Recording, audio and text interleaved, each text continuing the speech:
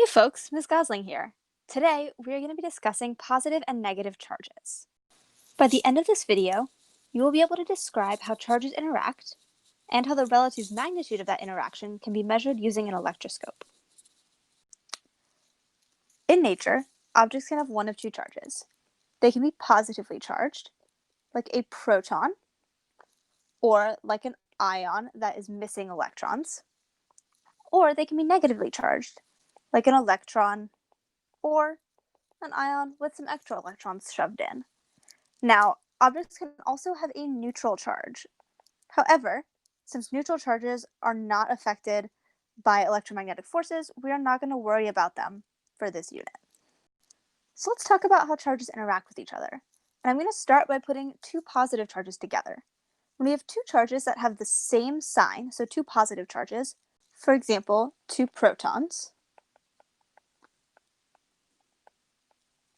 those two objects are going to repel one another. So they'll move as far away from each other as they can. Similarly, two opposite charges will attract one another. Okay, so now we've reviewed how charges interact with one another. So let's go ahead and talk about the tool that we use to measure electric charge. And that tool is called the electroscope. So an electroscope, very roughly, will measure electric charge and will measure the quantity of electric charge that something has. So here's a picture of our electroscope. Right here is a glass jar. And here we've got a rubber stopper. Rubber, being an insulator, will prevent charge from traveling down the sides of the jar.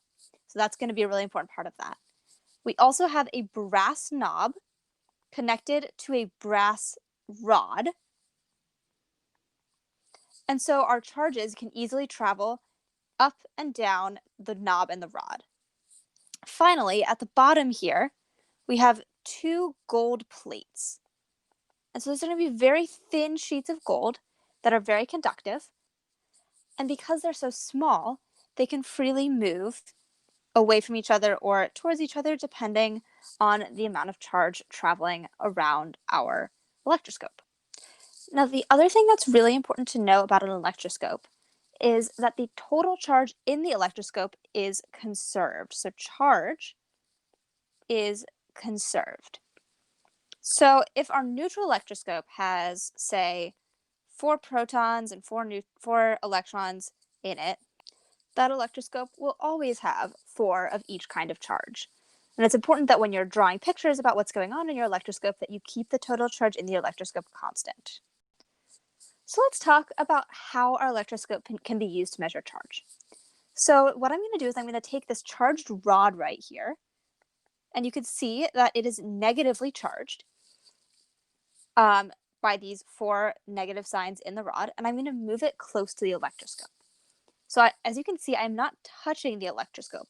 There's some space right here. And when our negative charge is moved close to our electroscope, the electrons in my electroscope, so in that brass rod and knob, are going to move away from that rod. So I'm going to have some charges that are going to move to the bottom of my electroscope. And then that's going to leave my knob positively charged. Of course, not all of the electrons will move, and so I'm going to still have some positives and some negatives kind of around the rest of my electroscope.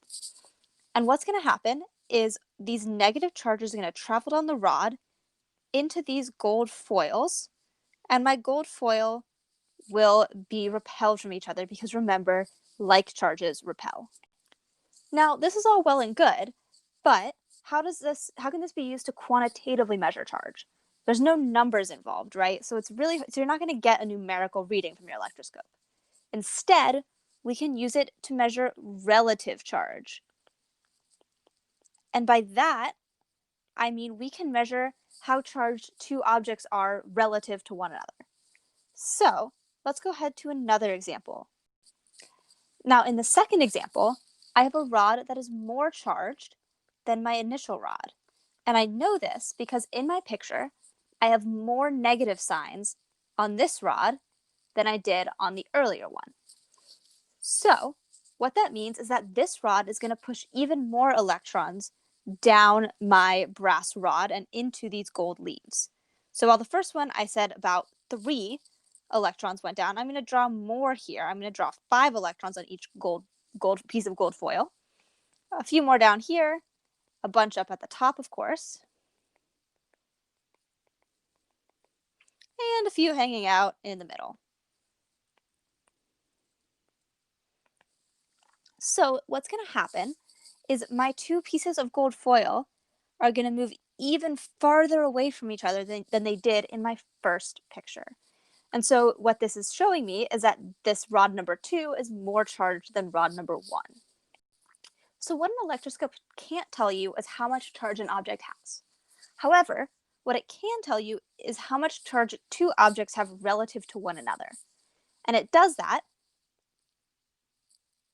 by the amount that the gold foil leaves move away from each other. So the farther away the leaves move, the more charged the object is. Now, it also can't tell you whether an object has a positive or a negative charge, because in both situations, our leaves will have the same charge, and so they will still move away from each other. So what I mean by that is if this was a positively charged rod here, my electrons would be attracted to it, leaving my leaves positively charged. And so, of course, my leaves are still going to repel from one another because they have the charges have the same sign, and like charges repel no matter what their actual sign is. Okay, so let's talk takeaways. So these are the important things that you need to remember from this video. So first, there are 2 kinds of charge, positive and negative charges. We can also have neutral charges, but they aren't going to feel electric fields or electric forces. Second, opposites attract and like charges repel.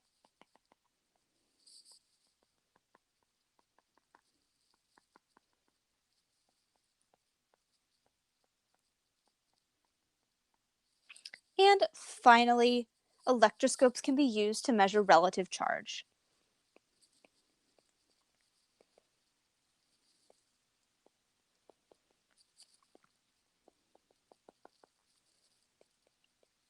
And they do this by having the foil move different amounts based off of the amount of charge that is near the electroscope.